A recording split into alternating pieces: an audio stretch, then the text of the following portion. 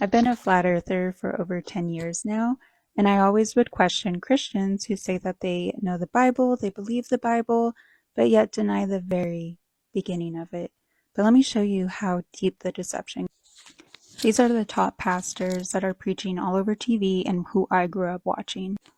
As you can see, it almost seems like they're trying to push out an agenda that makes you look at scripture and deny. So my question is, what else are they trying to make you look at and deny? Could it be that we're not in the beginning of Revelation, but actually towards the end, really in Satan's little season? Oh my days. Oh my giddy gosh. In these times, we must be childlike. And just like a child, we need to ask the questions, why and how. So let me see if I got this straight. The sun travels through the universe at 500,000 miles per hour. And then the earth rotates around the sun at 6,700,000 miles per hour. And all the planets all rotate also around the sun. And Mars, the distance between Mars is 33.9 million miles per hour. So here's what I want to know.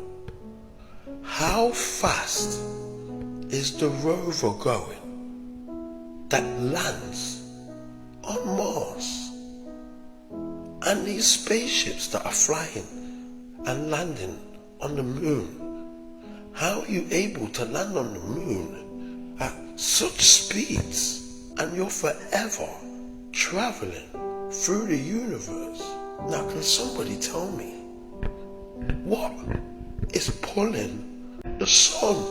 You really think the earth is moving around the sun? Come on, just follow me to the word of God. This is Joshua chapter 10 verses 12 through 14. But I really want us to focus on verse 13. Right at the beginning it says the sun stood still. And go down a little further. He is also confirming the book of Jasher. It says, so the sun stood still in the midst of the heaven. If you believe in common science, the earth is moving around the sun. In our science books it says the sun is not moving. But in the Bible, the sun is the one moving. How could Joshua stop the sun if it doesn't move? I'm telling y'all, they be throwing lies in front of our face. Wake up. Welcome to Flat Earth, guys.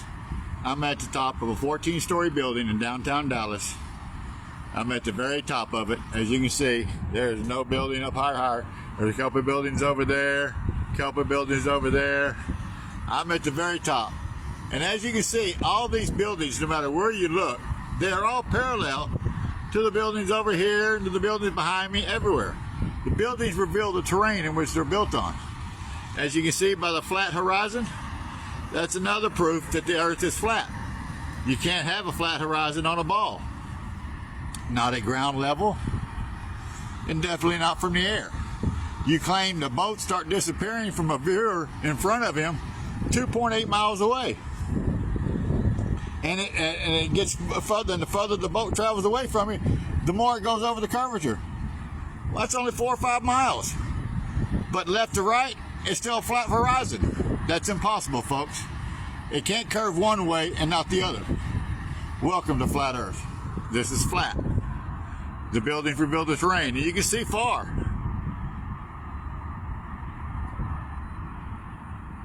You can even see Fort Worth from Dallas over here. Let me show you Fort Worth. So there's downtown Dallas. See it?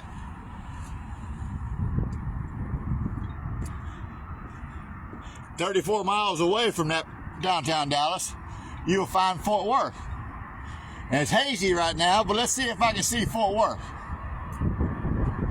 34 miles away. Now, I showed you a picture of it from the Fort Worth side, but I'm seeing if I can see it from the Dallas side.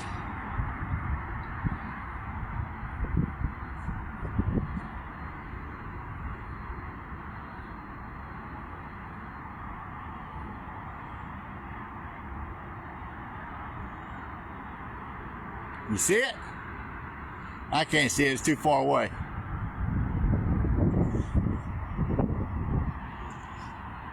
But from the Fort Worth side, On a clear day, you can see, I can see Fort Worth way out yonder. But it's way out yonder. You have to look real hard, and the haze is blocking. I can barely see it with my naked eye. But anyway, it's way out there. Anyway, it's flat in between there and there. Welcome to Flat Earth, guys. When did you find out that the world was flat? I would say about 10 years ago. I went to the Strand, and I could see Cape Point, which is about 42 kilometers away. Now, according to the curvature of the Earth, you shouldn't be able to see the Cape Point from the Strand on the beach. So I'm talking about on the beach. And I took a photo. I Googled the distance and everything. And then you can work out the curvature of the way it goes, and how far other side of the curvature it is. There was no curvature, and that's where the trouble started. Did you feel angry or anger, like you can't believe? Is it better to not know? No, I think it's better to know, because that's how we're going to change the world for the better. Yeah. We're being lied to on a big time. There's no coincidence that the United Nations emblem is a perfect replica of the flat Earth. Okay, so you know how Hollywood likes to hide things in plain sight? In fact, some people say you get more information from Hollywood movies, more truth in Hollywood movies, than in the news. The news is fake. We know that. Hollywood movies, they show you what they're doing. It's called informed consent. And it's also called, they feel like they don't get karma. They have no bad karma if they show you what they're doing through these predictive programmings and whatnot. So, you know how Hollywood has shown us so many things that have happened? Well, one of the things they're showing us consistently is a freaking dome. Now, hilariously, they say that humans were so uneducated long ago that they thought the Earth was flat and that you could fall off the edge. They didn't think that.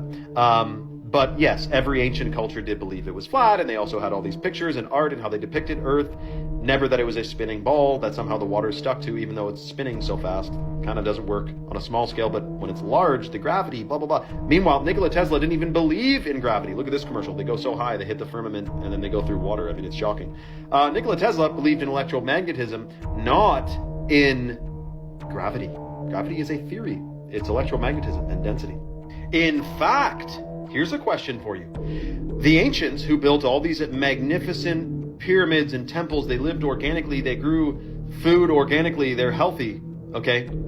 Do you believe they are smarter than the ones today who are completely destroying the food, air, and water supply and telling us we're on a ball, we got NASA and all that? I mean, if you want to talk about trusting the smarter entity here, we're talking the ancients. Lived in cohesion with the earth rather than destroying it and pretending that we're at the height of science and technology. Pictures, steroids, Santa Claus, kicks and deals. It's a long fly ball going back, and the ball shatters the sky, bringing the ocean itself down into the stadium. Oh, Simpson just broke this dream's reality wide open. So did y'all know that on July 21st, 1969, that the Eagle has landed? You know the one where it says one small step for man and one giant leap for mankind? That same day, this picture was taken and put in the newspaper. Just a quick reminder that it took 3 days to get back from the moon, and pictures had to be developed back in the 1960s.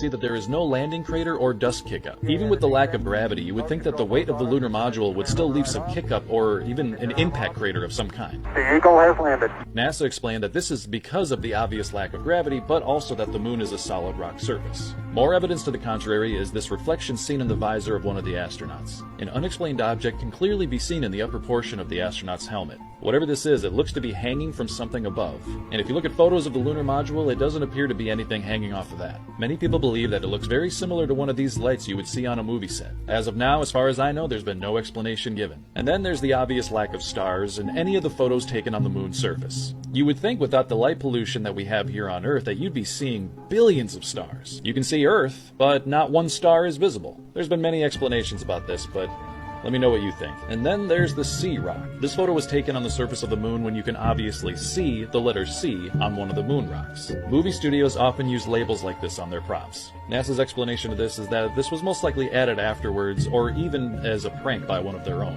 And even with all this evidence, one of the most compelling are these photos showcasing the use of similar backgrounds. In these two photos taken on Apollo 15, two very similar backgrounds. I spoke to this pilot at the airport and asked if he adjusts for the curvature of the Earth, and he didn't really want to engage with me, but I got him to basically concede that he doesn't adjust for curve. You believe it, you don't believe it, you keep doing what you're doing, yeah? Yeah. So we fly planning. Don't have time for ignore what? Well, yes, you ignore it, because if you have a sphere and you're at a distance away from the centre of that sphere and you keep flying the same, you're always creating the same distance away, are you not? Right, but you're not nosing down every. Why would you nose down? You have to change orientation. If you have a basketball and you're flying a certain radial away from that basketball, do you have to keep descending? Yes. You do? What do you know about centrifugal force? Centrifugal force is away from you. What about centrifugal force? Centrifugal is centrifugal force. One pulls away and one attracts. They're opposite. Yeah, they're opposite. Dude, I'm sorry, we're fly planning. Don't have plan. You don't believe it? You believe what you want. Get back on your TikToks. We were just asking. Yeah. Alright, thanks. On the next episode of Space is Fake, a mouse was spotted on the SpaceX Falcon 9 rocket. Look at this little guy chilling on this rocket that's in the vacuum of space. He's fine though. Weird, right? Like, imagine thinking this is real and being one of those people that's like, yeah, SpaceX, globe Earth, astronauts. You're all just completely gone in your heads. Like, look at that. Think. So there's been a lot of debate on why our telescopes aren't able to spot the flag that's on the moon. And not just because of the fact that it doesn't exist, but because it's too small and it's too far away. And even when satellites do supposed flybys by the moon, they're still not able to get a clear picture of the flag. But according to your own logic and how Google tells the truth about everything, some high-resolution telescopes in space can spot houses, particularly military surveillance satellites, and certain commercial Earth observation satellites capable of identifying objects as small as a few inches. So if satellites in space are able to detect things on Earth that are only a few inches big, how come none of these satellites are able to give us a clear picture of these flags? And it shouldn't be as hard as everyone's making it out to be, because there's like 6 of them. And this is all anyway, because there are no satellites in space, but this is according to your logic. What, you really think that a 30-something-year-old man with a wife and kids is just now going to go into hiding for the rest of his life? No, it means they were done with that character, and he's now going to be someone else. They're all just characters, and Charlie was most likely never the person who he said he was. Haven't you ever noticed the overwhelming amount of celebrities and famous people who all happen to die young? And what about the amount of celebrities who just look off sometimes, and sometimes they just look like a completely different person? And you're not going to blame it on plastic surgery either, because a lot of them just look like totally different people now. Look at Miley Cyrus a couple years ago, and then look at her now. Look at the Kardashians. Look at their mom. What the f is going on with her? Literally look at any celebrity a few years ago, and then look at them now. Totally different person. So if your logic is, where would Charlie Kirk even be hiding? He's not. He is someone else now. Have you heard the theory that the Challenger astronauts didn't die in 1986? But are still alive today, living under the same names and faces? As a child in '86, we were all sat in the school hall being made to watch this launch. The Challenger shuttle exploded just 73 seconds after launch, killing all 7 crew members. If that happened, then explain this. Commander Francis Richard Scobie was declared dead, but there's a man named Richard Scobie running a marketing firm called Cows and Trees. Same age, same face, same name. Michael J. Smith, the pilot, supposedly died in the blast. Yet there's a Michael J. Smith teaching engineering at the University of Wisconsin. Same calm eyes, same smile, same everything. Ronald McNair, the physicist, was said to have perished too. But a man named Carl McNair, claiming to be his brother, looks exactly like him. The voice, the mannerisms, identical. Then there's Ellison Onizuka. His brother, Claude Onizuka, could easily be him. Same jawline, same stare, just older. Judith Resnick, the brilliant mission specialist, has a twin. A Yale law professor named Judith Resnick, same name, same age, and a perfect facial match. But no records of a twin ever existed. Krista McAuliffe, the teacher chosen to inspire a generation, supposedly died that day. But Sharon McAuliffe, a professor at Syracuse, looks exactly like her. Only Gregory Jarvis seems to have no confirmed double, no trace. So what really happened in 1986? Were these astronauts part of something else entirely? Are these just coincidences or clues? But why? Some believe the Challenger disaster was staged to manipulate public emotion and secure long-term NASA funding. At the time, interest in space exploration was fading and budgets were tightening. If so, it backfired. Instead of boosting confidence, it triggered public doubt, grounding missions and delaying progress. The emotional impact was real, but the outcome wasn't what they planned. One 1986 morning in the sky, Challenger roared and the rockets did fly. 73 seconds, a flash and a cry. Folks said they all fell, said goodbye. They say some souls were lost today, but did they really hide away? Cause now we have the internet, they didn't know would be a threat. Same names and faces walking around, are the doppelgangers or have they been found? Captain Scobie got the same name, he says that's not me, I got no fame. Resnick and Onizuka, McNair in disguise. Are we supposed to not believe our eyes? Up they went, boom, they're gone, but the story keeps a-rolling on. Seen their faces clear as day, truth or tale, who's to say, so sing it. Friends about the stars and the skies, about rockets and legends and clever disguise. Some swear they're alive, some swear they died, didn't change their names, didn't even hide.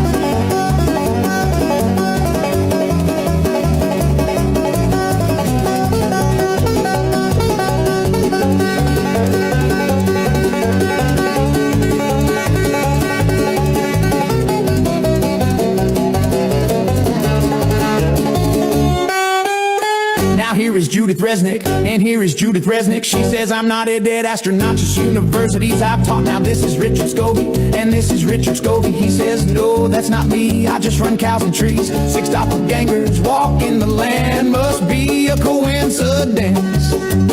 Up they went, boom, they're gone, but the story keeps it rolling on. Seen their faces clear as day, truth or tale, who's to say, so sing it. Friends about the stars and the skies, about rockets and legends and clever disguise. Some swear they're alive, some swear they died, didn't change their names, didn't even hide, and nothing underhand.